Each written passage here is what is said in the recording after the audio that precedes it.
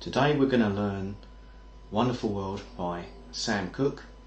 This song only has 5 chords in it, and I'm just going to show these now. So we're going to have G, so 3rd finger on the E string, 3rd fret, 1st finger on the A string, 2nd fret, and 2nd finger on the 6th string E, 3rd fret.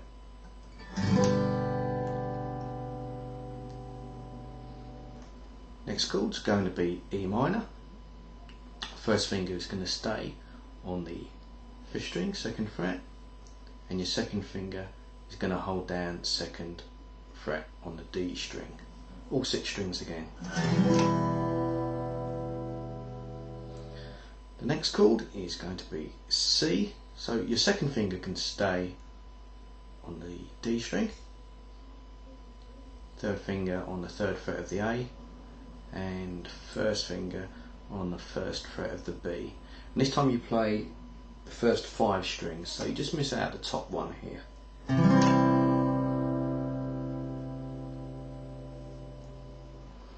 Now we're going to do D7.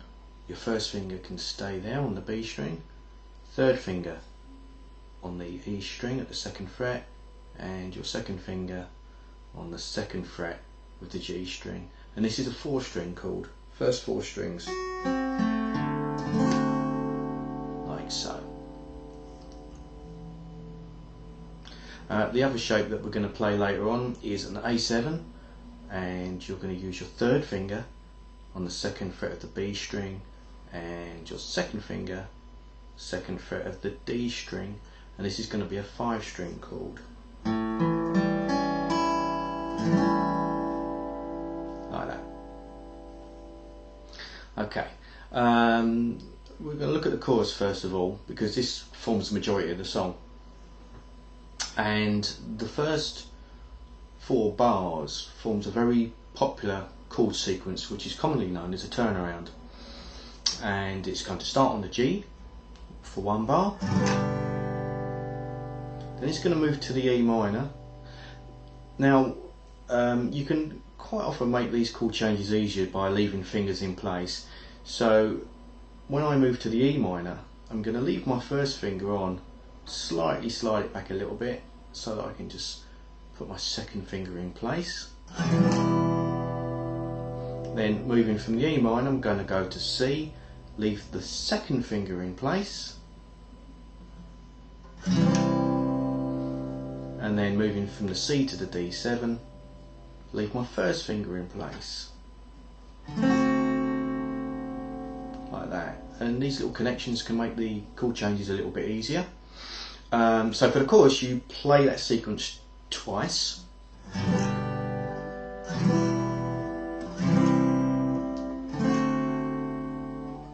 then back again. To get back to the G, once you're on the D7, your 3rd finger can just slide up on the 1st string, pop the other 2 on, and then go through the sequence again.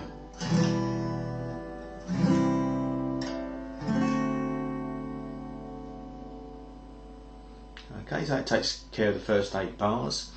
And then it's going to go back to the G for a bar, then C, back to G, back to C, and then just 2 bars remaining, change to the D7, and then back up to G. And that gives you the whole sequence. Now, the strumming pattern I give people to try with this is going to be down, down, up, down, up, down. So you get this sort of rhythm.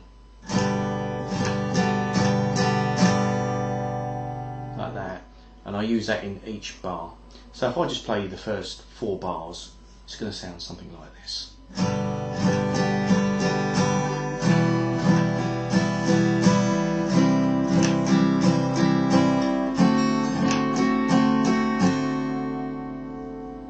Give you an idea of the rhythm. I'll play it a little bit slower just to make it easier to hear. What you can also do, if you want to make that a little bit more interesting, is the second down strum. If you just play it slightly earlier and roll the pick a little bit more, say take longer over the strum, it can give it slightly more of a calypso sort of feel. So it'd sound more like that.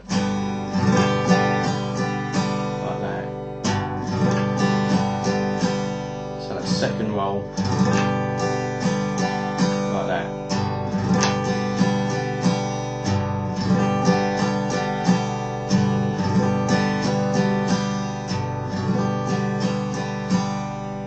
So that's just like a very tiny variation that you might want to try out.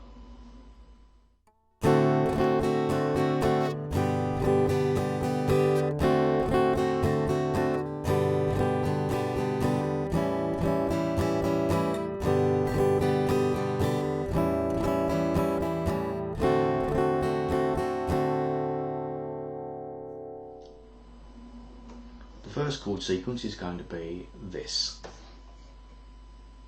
We've got starts on a D7, then it's gonna for a bar, and then it's going to move up to G. So again, we can slide that third finger up. Then we're going to go back to D7. So again, we can just slide that finger down, then back up to G. Then we're going to get our A7 chord, then move that to G, back to A7, and then to D7. Now this change is made a little bit easier because fingers 2 and 3 just have to move across one string, and then just put your first finger down.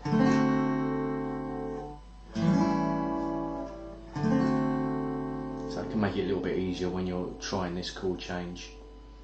So I'll just go through that whole sequence slowly.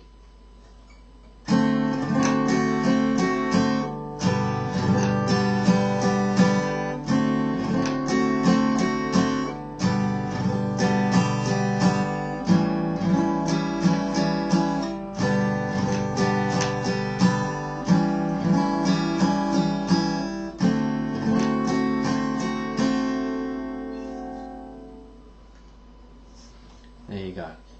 The verse only gets played once in a song. The song order goes like this. You play the chorus twice, then you have the verse, and then it's just 2 choruses at the end. And that's pretty much the whole song. Oh, apart from there's a tiny intro where you just play 1 bar of G and 1 bar of E minor, and then he's straight into the singing. So the intro is just...